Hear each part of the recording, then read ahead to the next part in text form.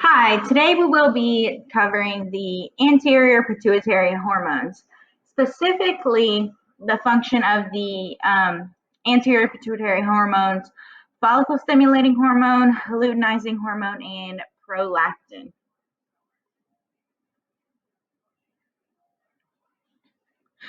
The pituitary gland is located below the hypothalamus. It's split into two sections, the posterior pituitary and the anterior pituitary. The posterior pituitary consists of nervous tissue, but the anterior pituitary is made up of glandular tissue. Although in the same location of the body, they have totally different functions. And we're going to be focusing on the anterior pituitary. The release of hormones from the anterior pituitary gland is caused by the hypothalamus. So the anterior pituitary and the hypothalamus are actually connected through a hypothalamic hypophyseal portal system. And this allows the hormones to move directly from the hypothalamus through that portal system to the anterior pituitary gland.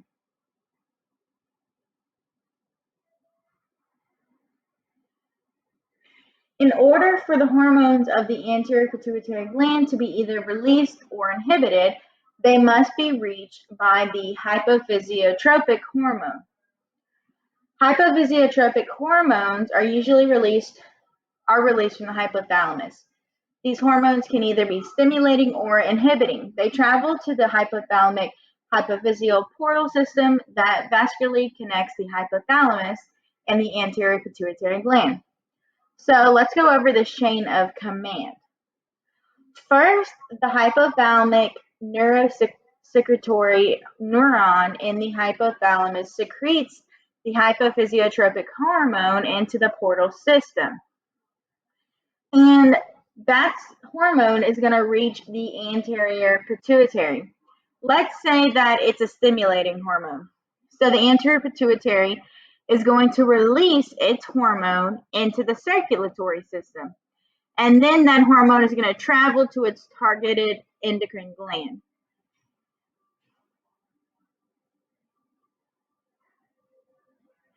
So the anterior pituitary releases its hormones into the blood, and there's going to be 6 major peptide hormones that are released from the anterior pituitary, each with their own different functions. I like this image because it shows you each of those 6 hormones of the anterior pituitary, their targeted endocrine gland, and the hormones that endocrine gland may secrete are the part of the body it affects.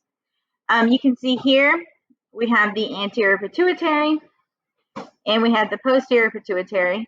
We're only looking at our anterior pituitary hormones.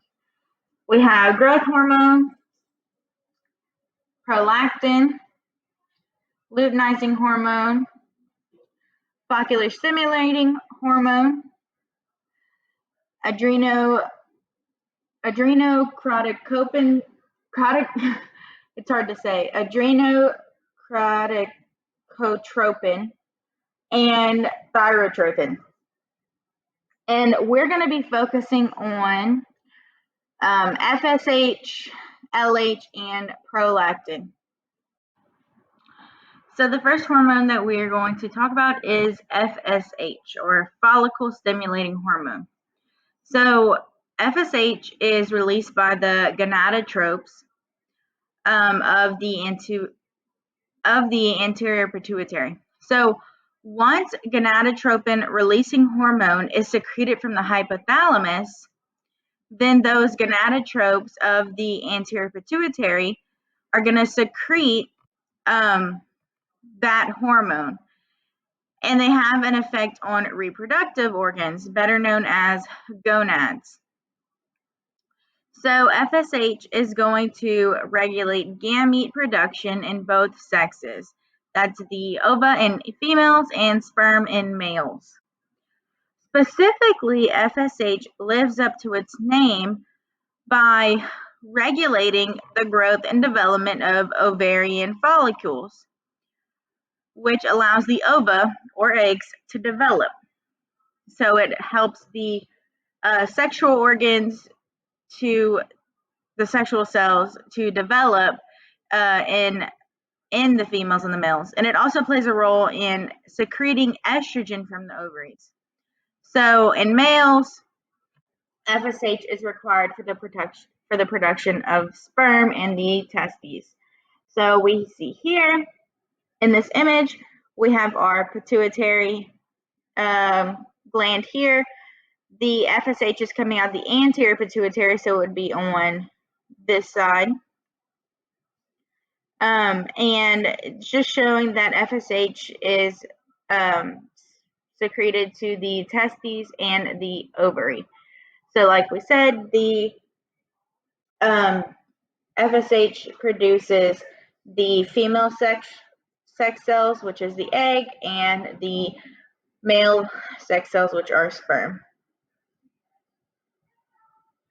So luteinizing hormone, also known as LH, is also secreted by the gonadotropes of the anterior pituitary.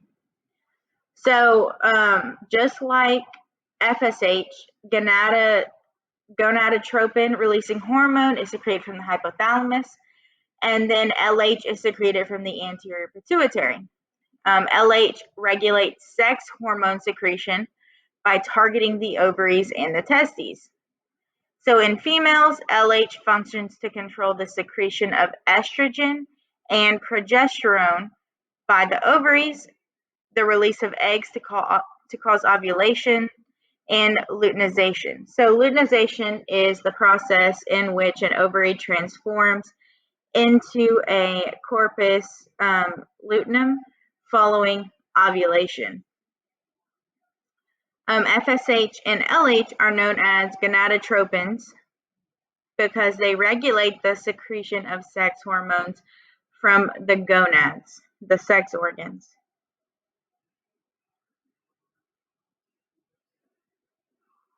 So this is just basically showing different phases of females and female sex organs. So in the follicular phase, there is low LH, but then you can see here during ovulation, you have a spike of LH. So, I mean, that makes sense because LH is going to regulate the sex hormones and control the release of eggs that causes ovulation. And then you have your luteal phase and your premenstrual phase. So you can see here your LH is slowly going to decrease again. And our last hormone that we're going to talk about is prolactin. So prolactin is a polypeptide hormone, just like the previous two, but it's not tropic. It doesn't follow the chain of command of having an effect on an endocrine hormone. Unlike FSH and LH, prolactin is secreted by the lactotropes of the anterior pituitary. Prolactin plays a very important role in enhancing breast development and lactation in females after they give birth. And it can be released by the hypophysiotropic hormones, thyrotropic releasing hormone, prolactin releasing hormone, and inhibited by dopamine. So that inhibition is caused by dopamine. So basically, once dopamine is released from the hypothalamus, it's going to travel through that portal system, and it reaches the anterior pituitary, and it doesn't allow prolactin to be secreted. You can see here in this image, it is basically zooming in on your pituitary. So you have your posterior pituitary and your anterior pituitary. This is just showing that your anterior pituitary releases prolactin, but your posterior releases oxytocin. So this is something that we will discuss at a later time.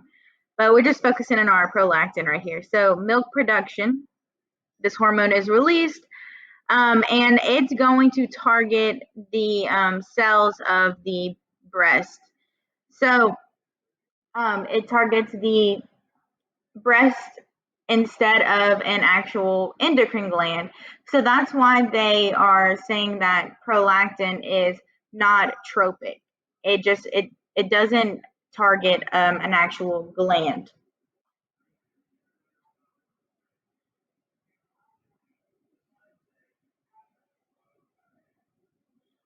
And here are our references for the day. So that is all that we are covering for our anterior pituitary hormones. Thank you.